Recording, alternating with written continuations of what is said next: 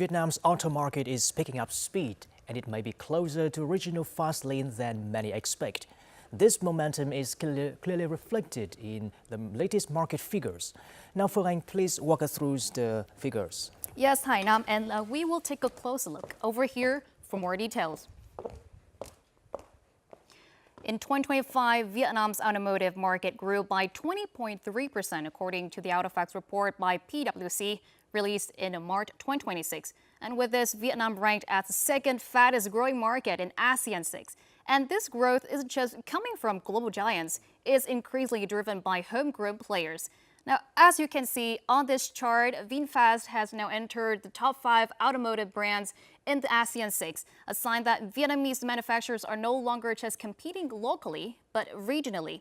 And amid ongoing fuel concerns worldwide, electric vehicles are gaining ground, and Vietnam is moving fast. Sales surged by 95% in 2025, pointing to a clear shift.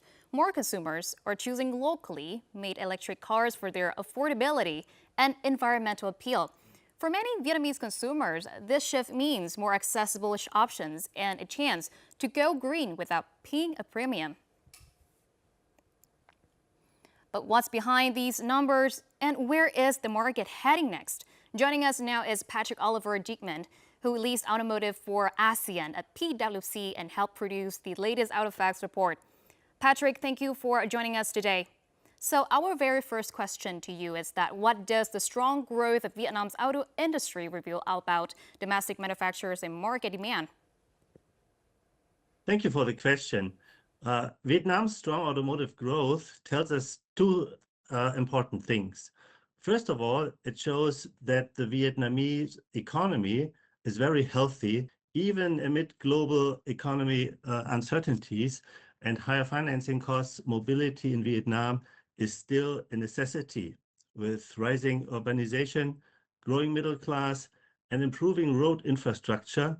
And the second is that it shows that the domestic manufacturers are becoming more capable and more confident, and actually very competitive. At the same time, strong government support and localization policies are helping to build a more complete automotive ecosystem from assembly to components. Overall, Vietnam's auto industry reflects both healthy underlying economy and demand and a domestic industry that is maturing faster than many expected, positioning the country as a key automotive market in Southeast Asia.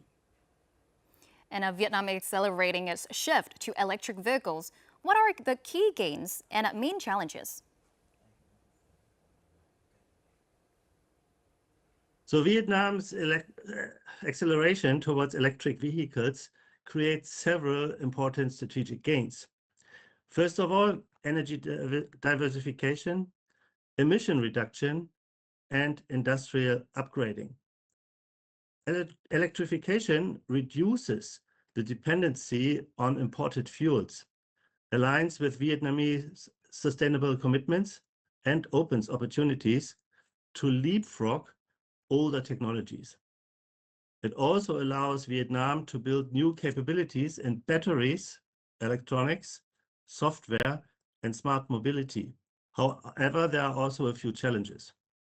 The most immediate is infrastructure, and then also the transition from the fossil fuel to the renewable energy needs to continue and even to accelerate to really make a difference and move the needle. Last point, not to forget, is the workforce skills. Compared to the old mechanical engineering capabilities that the talent used to need, now they need to be software engineers on top. So if you had to highlight one key message from the PwC Autofacts report for policymakers and businesses in Vietnam, what would it be?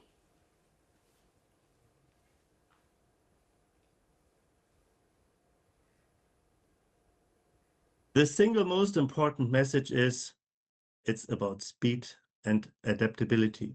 For policymakers, that means still providing clear, stable, medium-term signals rather than short-term incentives. automotive industry is still a long-term investment. They should also consider in ASEAN to do this in a structured and coordinated way, because we are already seeing overcapacity in the market. It would be well better if countries could become clusters. I'm not sure if this is only fantasy, but this would be ideal. But I should also talk about business. What does it mean for business? Acting early on electrification and software capabilities. This will not go away. Last one, building partnerships across OEMs, suppliers, tech firm, and energy players and financing institutions. It needs to become an ecosystem rather than a supply chain. The old world of supply chains coming after each other is over. We need to think in circles, and we need to think in ecosystems. Thank you so much for your insights. What's clear is that Vietnam's automotive market is being reshaped by a growing middle class and strong policy support for electric vehicles, drawing more consumers towards domestically produced models. As demand continues to evolve, local manufacturers are finding new momentum, both at home and across the region.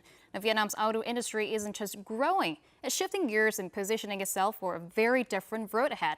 Now let's move on with other news.